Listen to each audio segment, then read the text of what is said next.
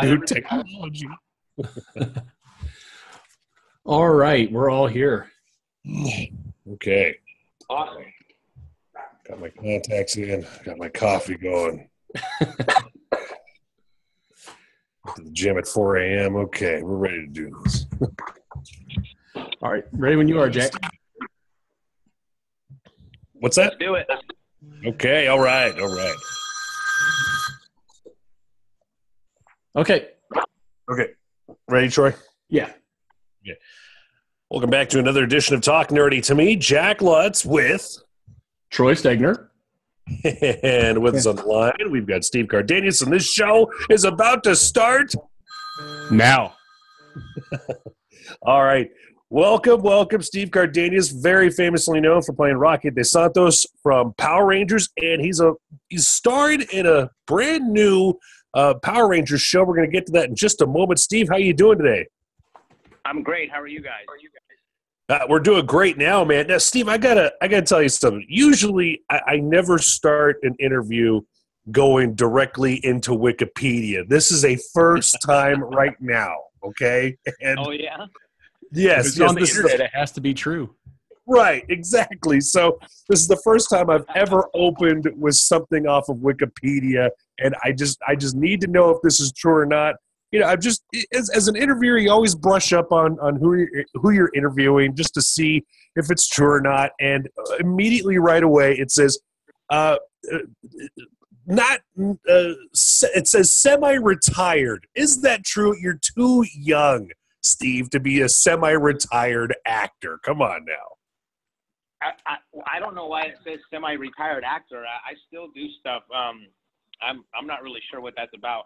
You know, I'm not the one who writes the Wikipedia things. I think that anyone who's a member of Wikipedia or whatever can go in and just change your story or something like that. So I don't know. Somebody else is going in there and putting stuff in there. I wouldn't say that I'm semi-retired at all. You know, I'm just not a big fan of auditioning and stuff. Right. So I like to take roles that are just kind of brought to me. Mm-hmm. Yeah, you and me both. I completely agree with that, too. So somebody obviously went in and said, well, he's probably just not working or something like that. So if you get something semi-retired, but we're putting that to rest right now. Right now, you're not semi-retired. Way too young for something like that. I'm open for business, man. I'm open for business. Right, and you know what, man? Business has been good, man. For the casual fan, let's take a walk through time, man. I wanted to talk about the genesis of your acting career. I mean, here you are, a dude out of Texas. What part of Texas, by the way, were you from? I grew up in San Antonio. Oh, okay, cool. And you started your martial arts career at what age, more or less? I started when I was 12. I was obsessed with karate. I was obsessed with karate movies and kung fu movies and things like that. I was bullied as a young kid, and so I always had this fantasy of being able to do karate so I could kick those guys' asses that used to torment me on a daily basis. And, so you were like the real-life Daniel LaRusso, more or less. It really was. Well, when I saw the Karate Kid, it really resonated with me. You know what I mean? And later in life, when I got to meet Ralph Macchio, I was like totally fangirling. I'm like, oh my God, you're the reason I got into karate. So I was like a 12-year-old kid all over again. It was amazing. But yeah, I grew up like as a young kid in Idaho, and that's where I used to get bullied all the time. I was kind of socially awkward and. I was just trying to make friends, but ended up pissing people off, so I pissed off the wrong group of kids, and they used to kind of torment me all the time. And, so that's when I got obsessed with maybe wanting to learn martial arts or whatever. But it wasn't until I moved to Texas and went to live with my dad that I started doing martial arts. So the bullies weren't there anymore because, I moved away, and then I got involved in martial arts, and, things turned around for me after that. Man, that's almost exactly like the Karate Kid story. It's just the roles were reversed between the mom and the dad, and it was just the dad that you ended up moving in with. Yeah, I know. It's so strange. It's true, though. Yeah, and also the same kind of thing. I couldn't afford to pay for the karate lessons or whatever. So at 12 years old, I went to my karate instructor just on a whim, and I was like, hey, listen, I really want to learn, but my dad can't afford it. I'll clean up your school and clean the windows and sweep the floors and clean the bathrooms and stuff like that in exchange for lessons. And I thought sure he'd say no, but he was like, all right, I'll take a chance. Man, that's kind of how that sounds like Cobra Kai. Yeah. Yeah, right. Man, that's like something you never forget where you come from, man. That was very generous and awesome for him to do something like that. Yeah, we're still friends to this day, obviously, Oh, I was just about to ask that. That's super cool to hear. Super cool to hear, man. Going into now, let's say 94. I'm trying to get the year correct here. Let's say you're 20 years old, 94, and now you're teaching karate at this point, right? Yeah, that's right. I mean, I was still working for the same guy, and he expanded his franchise and opened up a studio in Dallas, Texas. So I went up there with him to help him get that one started. Yeah. And so I was pretty much teaching there full time. And at that time, I was living in the back of the karate studio, and they had a bed back there for me and a room and everything. And so I was full on like immersed and learning the business and learning like everything from the ground up. Like I was an apprentice almost, learning how to do everything that it took to open up a martial arts studio. So I was kind of in training at that point, and then I heard about an audition on the radio. There was a commercial that came on the radio, and it said, "We're looking for new Power Rangers. If you know how to do martial arts and gymnastics, then come down to the TV station and try out." And so that's basically what I did. And that was in Dallas too. They were having tryouts like that in Dallas. Yeah, we were doing a nationwide, what they call a cattle call. It's like an open casting call where they were just looking at anyone and everyone. So I went down to the TV station that Saturday. It was a Saturday that they were holding the auditions, and I went there Saturday morning, and there was about 4,000 people in the parking lot. Yeah. Oh my waiting gosh. to audition. Oh my gosh. And this is back in 94, Steven. This is when Power Rangers just exploded. So when you heard something like this, you were probably thinking, oh yeah, all right, well, I know who the Power Rangers are, right? Yeah, I was very familiar with the Power Rangers because I would actually watch the show because I was teaching kids at that point, and the kids were all talking about Power Rangers and stuff. So I was like, maybe I should start watching this show and seeing what this is all about. Yeah. And so that's when I kind of used to watch them do their stuff, and then kind of in my mind, just jokingly, I was like, oh, I could do what they're doing. And never dreaming that I'd actually ever get the opportunity to. But when I heard that audition on the radio, I was like, you know what, I'm gonna go down and see what's what. And but I mean, when I looked at that sea of people, I was like, oh my God, there's no way I'm ever gonna get the part. But sure enough, a couple days later, they called me back and they were like, hey, we want to fly you to California to meet the producers. They really liked your audition. And I was like, wow. So, walk me through the audition experience. When you went in, did you have to show them a little bit of martial arts, what you were capable of doing, and you obviously had a look that they were looking for too? But walk me through that, man. When you walked in, when it was finally your turn. When it was finally my turn, they said they needed people that were at least 18, but that looked younger. So when I went into audition, they were like, wait a second, how old are you? And I said, oh, I'm 20. They go, okay, go ahead. And they said, you got 30 seconds to show us what you know how to do. So I kind of like, that whole week before, I kind of put together this routine that incorporated some martial arts and some gymnastics together in what we call a kata, or a, karate form. And I just went and, kind of put something together, and I was just that kind of embodied like, everything that I thought that they might like to see. And so it was all mixed together with some karate and some gymnastics and things like that. And then, sure enough, they called you back. And was it just it was a callback where you had to showcase more of your set, or did they call you back and tell you, all right, kid, you got the job? No, they said it was a callback. So what they did was when they called me back, because when I did the audition, they put it on film. And so then they overnighted that film to the producers in California, and then that was on a Saturday when I auditioned. And on Monday they called me and they said, hey, we really liked your audition. We want to fly you to California. We've selected 3 people from Texas. We've selected 3 people from New York. We've selected 3 people from Florida, and we've selected 3 people from California. And we're going to fly everyone into California to audition against each other and kind of see who mixes matches and things like that. And so that was what we call the callback. That was my second callback. Right.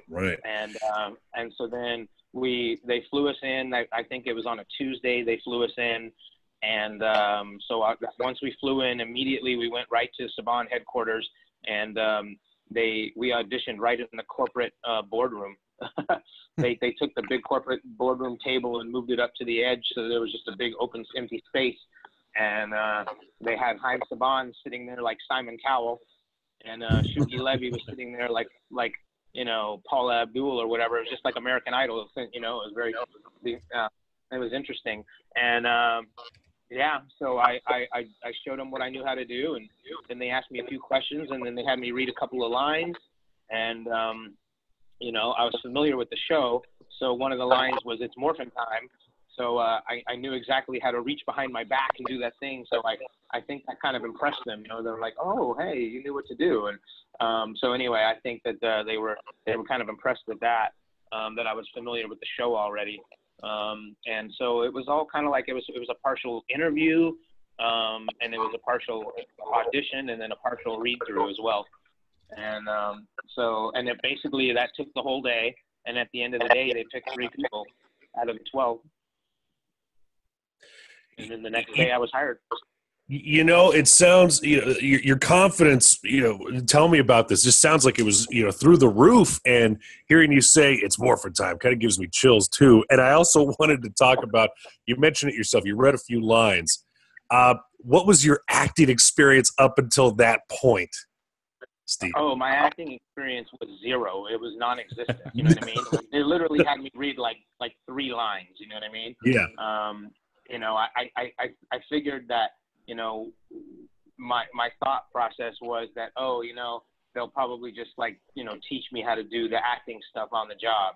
And that's exactly what they did, Yeah, I was just about to say too, like when you realize when you got the job and you thought to yourself, oh man, I've never done anything like this before, man. I hope I don't screw it up. But it still sounds like it was just a great process and flow when you got the job and you were getting into it.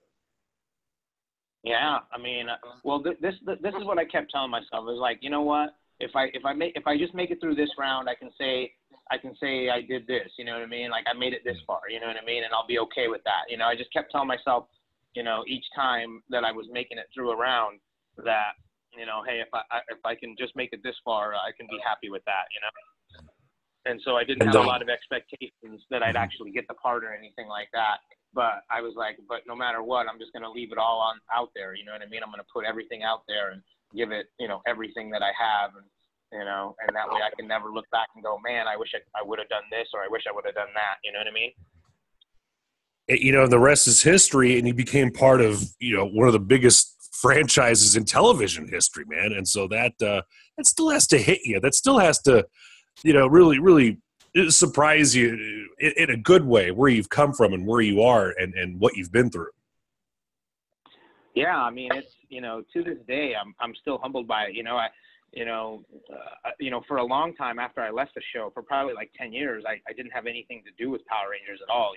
But there was no real social media back then or anything like that. There was no way for the fans to connect with one another or with us, for that matter.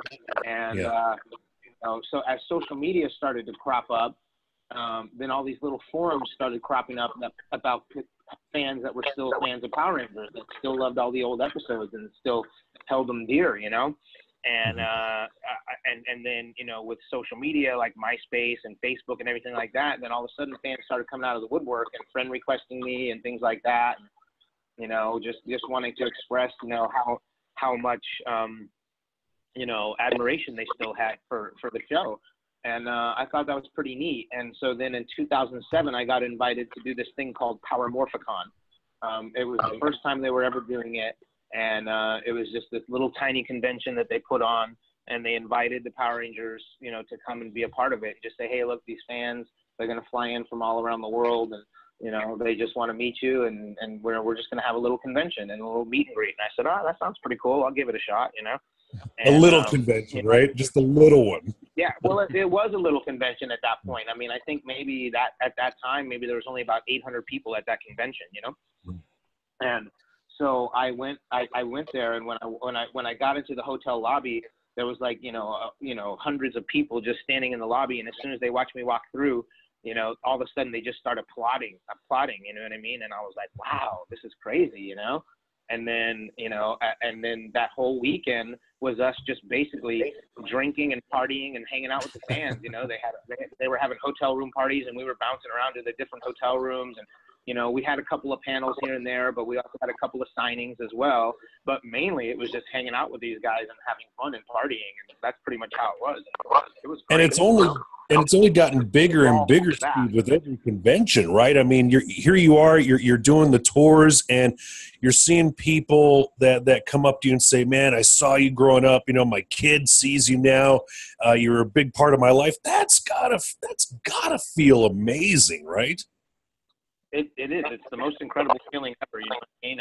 And I'm still so appreciative, you know, of fans. I mean, it's, you know, it blows my mind, you know what I mean? Because, you know, I mean, when I grew up, I was a fan of He-Man and G.I. Joe and all that stuff like that. But you know what? I mean, I don't watch them now. You know what I mean? Like, you know, I don't, you know, cling to that kind of stuff now. You know what I mean? So for these fans to be that dedicated, you know what I mean? Like, to me, it's humbling. You know what I mean? Like, I'm you know, I'm just so happy about it, you know, and that, you know, I guess it's a testament impact that we had on them, you know, and that's great, you know what I mean? But I never dreamed that people would still love it so much.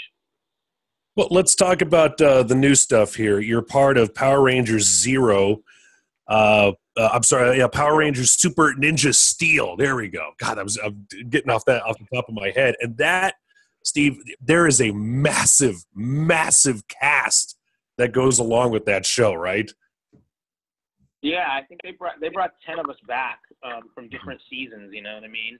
And you know, the show is going to air on Tuesday on the 28th because that marks the 25th anniversary. So it will be primetime on Nickelodeon. And we're all pretty excited about the work that we did. We filmed the whole thing in New Zealand.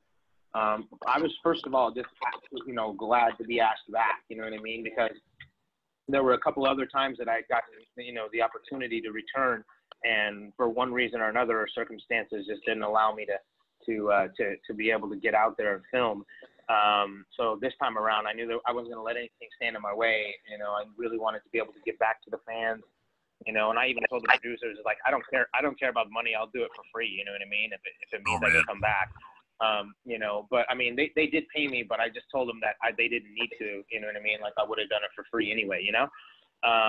So I just wanted to be part of the experience. And so I'm super grateful that they had me back, because there's basically about 100 Power Rangers they could have chosen, and they chose 10 of us. So, you know, I was really glad to be part of one of the people coming back. And, you know, you're part of the veteran Rangers, and including Jason David Frank. There's got to be some really cool camaraderie between you, some of the new Rangers, and some of the veteran Rangers too. Did any of the new actors ever come up to you for advice and say, "Hey, man, how do I do this?" or "How can I do this?" Yeah, there's been Rangers in the past that have, you know, asked me for advice about stuff like that, But you know, mainly we're just all friends now. You know what I mean? Like, you know, we do these cons together, and you know, this is where I started when I started doing Comic-Cons and started doing them full time back in like 2013. This is when I started meeting like people from like every different season. You know what I mean? And we've just all become really good friends because we know we're part of this fraternity that, you know, is you know, like a very small group if you think about it. You know, there's only about 100 people in the world that can call themselves Power Rangers, and you know, that's a pretty small little group. And to be part of that, you know, we all have this understanding, you know, that we're part of something special. So we're just, you know, we're all very excited, and you know, we're automatically like brothers and sisters right away. You know what I mean? So we all get along really well, and you know, we're just you know, being able to give back to the fans and stuff like that through these conventions has been so great, you know.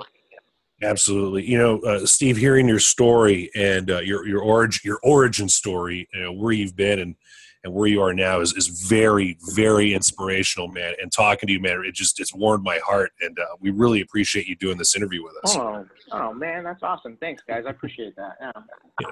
Totally. So correct me if I'm wrong on this again. The show is scheduled to return, I believe, the 25th, and then you got the special anniversary episode to air on August 28th for Power Rangers Super Ninja Steel. Is that right, Steve?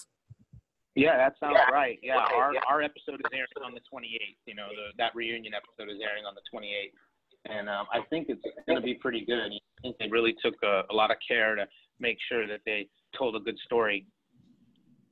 Very cool, man. Nickelodeon is the channel. August 28th is the date. Be sure to check out the reunion episode with Steve Cardenas, who plays Rocky DeSantos, coming back at you with Power Rangers Super Ninja Steel. Steve, again, thank you so much, man. This has been a pleasure. Thank you, fellas. Y'all take care. Thank you. You too. Oh, thank you. Hey, Steve, before you click off, can we get a promo real quick? You know, something like, hi, I'm Steve Cardenas. You're listening to me on Talk Nerdy to Me or something like that? Yep. Grace, thank you. Let me know when you're ready. Oh, whenever you're ready. Okay. Hey, this is Steve Cardenas, a.k.a. Rocky the Red Power Ranger for Mighty Morphin Power Rangers, and you are listening to Talk Nerdy to Me. Awesome. Perfect. Thank you so much, Steve. Cool. That worked?